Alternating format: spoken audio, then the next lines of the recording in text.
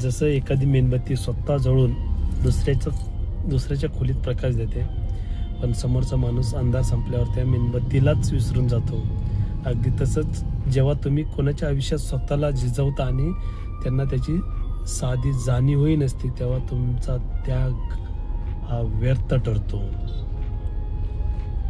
विचार करा, तुम्ही तुमच्या स्वप्नांची, वेळेची किंमत, पैशांची बचत करून दुसऱ्यांच्या संकटात धावून जाता, पण ज्या दिवशी तुम्हाला मदतीची गरज असते त्या दिवशी तीच व्यक्ती पाठीशी उभं राहत नाही. हा त्याग नाही तर गृहीत धरणं आहे, समजून घ्या. जर एखादी मेणबत्ती स्वतः जळून दुसऱ्याला प्रकाश देते, पण अंधार संपताच लोक त्या जळालेल्या मेणबत्तीलाच कचऱ्यात नेऊन फेकून देतात. तुम्ही कोणासाठी स्वतःचे सुख, वेळ म्हणजे किंवा स्वप्न सोडलेत आणि तरीही समोरच्याला त्याची जाणीव नाही.